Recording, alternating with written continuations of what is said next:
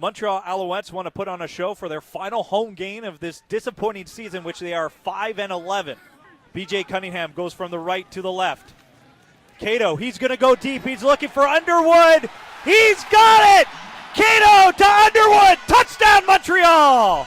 Yeah, Sean Campbell with the call, and the Alouettes victorious once more, putting an end to a historic run by the Calgary Stampeders. As the season winds down, maybe some glimmers of hope, some causes for hope for Alouettes fans, provided by Coach Jacques Chapdelaine and his group. And here he is. He is the coach of the Montreal Alouettes. He's got the interim tag, and, let's see if he's feeling any closer to having that removed. Good morning, Coach.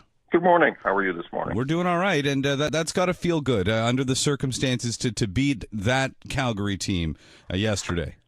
Certainly, and just obviously we just played them recently as well, and we didn't have the results, or we didn't get the results that we wanted to get in Calgary. And I thought the guys had done a good job coming back from that game and going into Saskatchewan, and then more so just being able to maintain that level of energy and focus that we were able to see yesterday as well against Calgary once again. Do you feel that you've done? Are you satisfied with everything that you've done and gotten your guys to do to potentially get that interim tag removed, potentially in the off season going into next year? I appreciate the question. The question was asked yesterday also after the game, and I'll be honest with you, this is not something that I'm thinking too much about at this point in time. We've when I was asked to take over a few weeks ago, I didn't take the opportunity, or didn't capitalize on the opportunity with the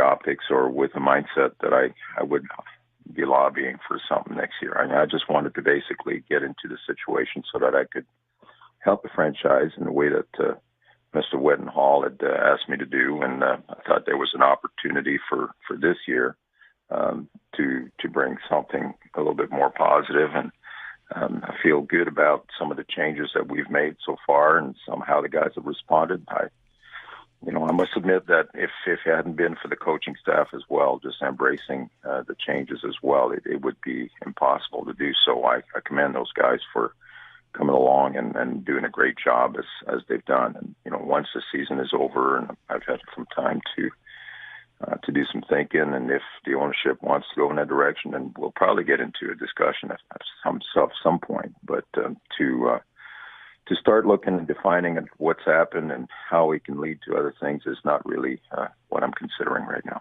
Coach, quarterbacks are trained to deal with a blitz. You faced a blindside blitz in your post-game news conference yesterday when owner Bob Wettenhall walked in on you to sing your praises. That had to feel good, though, didn't it?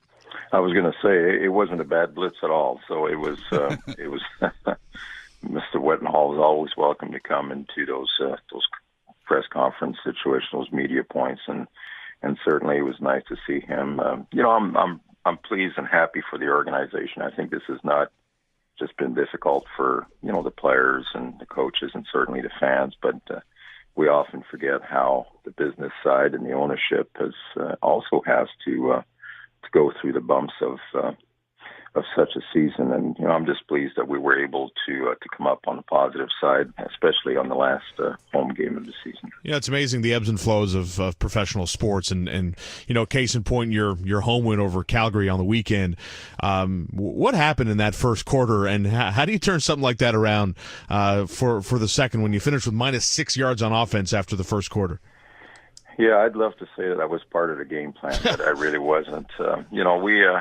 There's some things that when you get into those types of games, and I told the players this before going into it, that we really needed to focus on what we were going to do. I mean, those types of games at the end of the season, especially when you play against a team that, they're going to play hard because they want to maintain the momentum to go into the playoffs, yet at the same time, they're going to do different things so that the tendencies are not so well patterned for people to see what's going to happen in the playoffs. So you don't quite know how things are going to be served up. You don't quite know where things are going to go. We certainly had a new combination of players up front as well. And in as much as those guys practice all week, it still is a new thing to adapt to. So, Yeah, the first quarter was a rough ride for the offense. The defense did a great job, and special teams was able to help us maintain some positive field position. And then it was good to see things come together in the second quarter and give us some momentum at least. And I thought that the guys were resilient and certainly didn't give up on the opportunity. Is part of what you're doing here taking a look at guys and sort of evaluating guys as far as what this team may look like next season? Well, if we are, I certainly don't want people to think, and even our team to think, that we're going through a training camp situation. I mean, that's not what this is.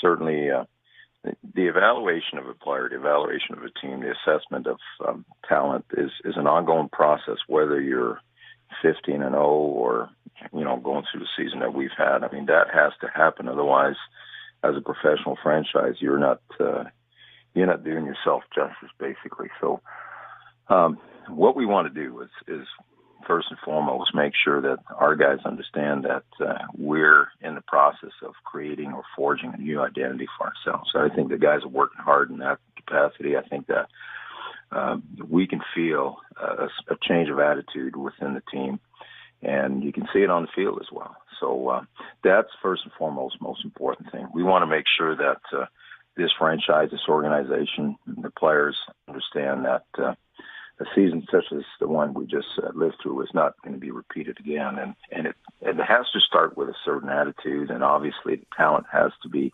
a component of all that. So the attitude is what we're really aiming to change, and I feel that there's been a great growth in that process.